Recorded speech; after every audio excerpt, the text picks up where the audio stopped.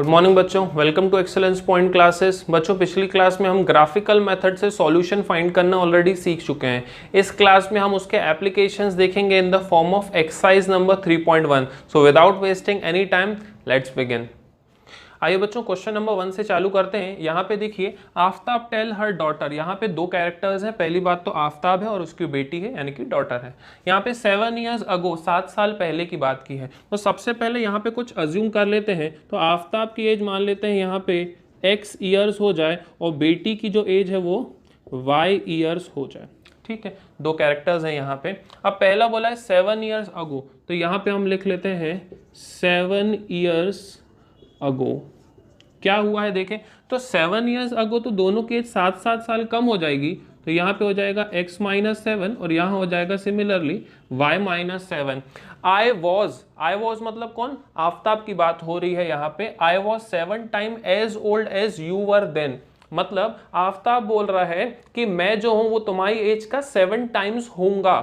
तो आफ्ताब 7 years अगो क्या हो जाएगा, तो वो हो जाएगा x - 7 इज इक्वल टू होगा 7 times ऑफ y - 7। आफ्ताब ये बोलने की कोशिश कर रहा है, आप 7 का दोनों में मल्टीप्लाई होगा यहाँ पे, तो ये हो जाएगा x - 7 is equal to 7y - 49। अब आप क्या कीजिए, -7 को चेंज कर लीजिए साइड, तो यहाँ पे हो जाएगा x और ये यहाँ पे आएगा -7y is equal to -49 plus 7। आपके पास क्या बचेगा, x - 7y is equal to -42, और ये आपकी पहली इक्वेशन कहला जाएगी। ये हमने फर्स्ट इक्वेशन बना ली है। अब सेकंड इक्वेशन चलिए यहाँ पे हम बनाते हैं। क्या हो रहा है आगे देखिए, ऑल्सो 3 years फ्रॉम नाउ।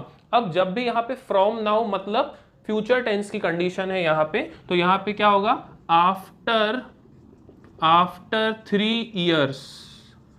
तो दोनों की एज में क्या फर्क आएगा, एक हो जाएगा x + 3 और दूसरा हो जाएगा यहाँ पे y + 3।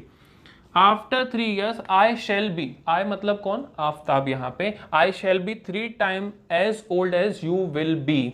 तो यहाँ पे क्या हो जाएगा, आफ्ताब की एज मतलब x + 3 is equal to 3 times of y + 3।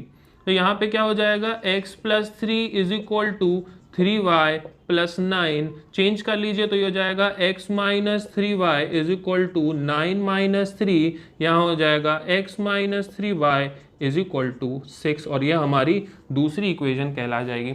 अब आपने जैसे ही दो इक्वेशंस बना ली, अब हमें इनको ग्राफिकल फॉर्म में रिप्रेजेंट करना है। स्टूडेंट जैसा कि आप देख सकते हैं, हमने एल्जेब्रिकली इसको बहुत अच्छे से रिप्रेजेंट कर लिया है। अब जब आप इसको एल्जेब्रिकली रिप्रेजेंट कर लेंगे तो ये कुछ इस टाइप का दिखाई देगा। अब आप देखिए हमारे पास यहाँ पे वैल्यूज जो हैं वो हैं x - 7y is equal to -42। यहाँ पे आपको वैल्यू रखनी पड़ेगी। अब देखिए y की वैल्यू अगर हमने 0 पुट की तो यहाँ पे 0 × -7, 0 × -7 यहाँ पे 0 हो जाएगा, x की वैल्यू -42 हो जाएगी। -42 रिप्रेजेंट करना थोड़ा सा मुश्किल होगा और वो ग्राफ में नहीं आएगा, तो आप क्या कीजिए, वैल्यूज थोड़ी सी बड़ी रखिए। तो देखिए यहाँ पे हमने एक टेबल ड्रॉ कर लिया है और इसमें आपको 2 वैल्यूज दिख रही हैं। आपको कम से कम 2 वैल्यूज की रिक्वायरमेंट है और 3 अगर आप लेंगे तो ग्राफ बहुत अच्छा बनेगा। सिमिलरली हमने यहाँ पे लिया है और देखिए आपके पास सामने ग्राफ रिप्रेजेंट है। ग्राफ में आप देख सकते हैं 2 अलग अलग टाइप के हमने यहाँ पे स्केल लिखे हैं। एक्स एक्सिस में हमने 10 का स्केल लिया है, सिमिलरली यहाँ पे y एक्सिस में आप 2-2 का स्केल देख सकते हैं। उसके अलावा ग्राफ में आप देख सकते हैं एक 2 लाइंस जो हैं इंटरसेक्ट हो रही हैं एक कॉमन पॉइंट में, तो जहां इंटरसेक्ट होती हैं वही हमारा फाइनल आंसर है। तो देख सकते हैं 42 और 12, तो यहाँ पे x एक्सिस 42 है और y 12 है। इसका मतलब ये हमारे पास सॉल्यूशन कहला जाएगा। इसका मतलब आफ्ताब की जो एज आएगी हमारे पास वो कितनी आएगी, 42 years, और जो डॉटर की एज आएगी वो आएगी 12 years। अब देखते हैं सेकंड क्वेश्चन। स्टूडेंट्स यहाँ पे देखिए क्वेश्चन नंबर 2 और भी आसान है। यहाँ पे आपके पास है, coach of a cricket team buys 3 bats and 6 ball. Number of bats and number of balls आपको दी हैं, कॉस्ट नहीं पता तो यहाँ पे कॉस्ट अज्यूम करेंगे। जैसे कि हमने यहाँ पे कॉस्ट ऑफ बैट यहाँ पे x मान ली है और कॉस्ट ऑफ बॉल यहाँ पे y मान ली है, तो टोटल कॉस्टिंग कितनी आई, 3900। पहली इक्वेशन फ्रेम करने की कोशिश करते हैं। नंबर ऑफ बैट्स यहाँ पे 3 है, और एक की कॉस्ट अगर x है तो ये हो जाएगा 3x। सिमिलरली 6 बॉल है तो 6y इज इक्वल टू कितना आ गया 3900 और ये हमारी पहली इक्वेशन कहला जाएगी। सिमिलरली लेटर मतलब उसके बाद में क्या हुआ, शी बाइज अनदर बैट, एक और बैट लिया उसने, तो क्या हो जाएगा x प्लस, और कितनी बॉल मंगाई यहाँ पे 3 बॉल्स मंगाई हैं तो यहाँ पे 3y हो जाएगा is equal to total cost कितनी पड़ी है 1300 और ये हमारी दूसरी इक्वेशन कहला जाएगी। अब दोनों इक्वेशन हमने अलजेब्रिकली बना लिए, अब ग्राफ देखते हैं। आइए बच्चों ग्राफ प्लॉट करते हैं। यहाँ पे आपको दो इक्वेशन जैसे कि दिखाई दे रही हैं। यहाँ पे आपके पास 3x plus 6y is equal to आपके पास 3900 है। आप देखिए पूरे में से आप 3 कॉमन निकाल लें तो आपके पास क्या बचेगा x plus 2y is equal to आपके पास बचेगा 3900 और ये कैंसिल हो जाएगा 3 से, तो आपके पास क्या बचेगा x plus 2y is equal to 1300। ये आपके पास पहली इक्वेशन आ गई और दूसरी इक्वेशन ये है लीस्ट फॉर्म में है, इसके अलावा सॉल्व नहीं होगा। अब यहाँ पे देखिए आप, अगर आप यहाँ पे 1 2 3 ऐसी कुछ वैल्यूज पुट करते हैं तो आप दिक्कत में आएंगे, क्योंकि आपके पास यहाँ पे 1000 में है। तो आप क्या कीजिए, आप 100 200 300 ऐसी वैल्यूज पुट कीजिए, तो आपके पास जो आंसर आएगा वो बहुत ही ईजिली 100 200 300 ऐसे में आपके पास आंसर आ जाएगा। अब देखिए जैसे कि हम यहाँ पे रिप्रेजेंट कर रहे हैं, यहाँ पे आपके पास 2 कॉलम आ चुके हैं x और y के, यहाँ भी आपके पास 2 कॉलम आ गए हैं x और y के। इसमें आप देखिए मैंने जितनी भी वैल्यूज ली हैं वो 300 400 ऐसी वैल्यूज ली हैं। अब यहाँ पे स्केल देखिए, तो नीचे वाले में जो हमने स्केल यूज किया है वो 200 का स्केल यूज किया है, जबकि यहाँ पे y एक्सिस में जो हमने किया है वो 100 का किया है। अब आप यहाँ पे 100 का भी स्केल यूज कर सकते हैं, ग्राफ आपका इजिली ड्रॉ हो जाएगा। अब आप यहाँ पे इंटरसेक्शन पॉइंट देखिए, यहाँ पे है 1300 और कॉमा 0, इसका मतलब आपका y एक्सिस जो रहेगा वो 0 आएगा और x एक्सिस यहाँ पे जो दिख रहा है आपको वो 1300 है। इंटरसेक्शन पॉइंट मतलब solution of the equation. So I hope सो ये क्वेश्चन आपको क्लियर हो गया होगा। अब चलते हैं थर्ड क्वेश्चन की तरफ।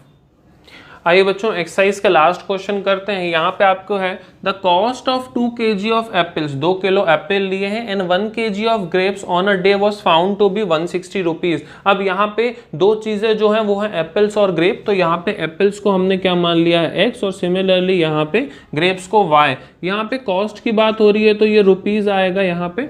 अब यहाँ पे बोला हुआ है 1 kg ऑफ ग्रेप्स लिए और 2 kg ऑफ एप्पल लिए, तो यहाँ पे हो जाएगा 2x प्लस 1 मतलब 1 into y is equal to कितना हो जाएगा आपके पास 160 हो जाएगा और ये हमारी पहली इक्वेशन आ जाएगी। सिमिलरली यहाँ पे देखिए आपके पास क्या है, आपके पास है 4 kg of apples and 2 kg of grapes, तो यहाँ पे क्या हो जाएगा 4 kg of apples and 2 kg of grapes, इनकी कॉस्ट यहाँ पे कितनी है 300 रुपीज है और ये हमारे पास इक्वेशन नंबर 2 आ गई है।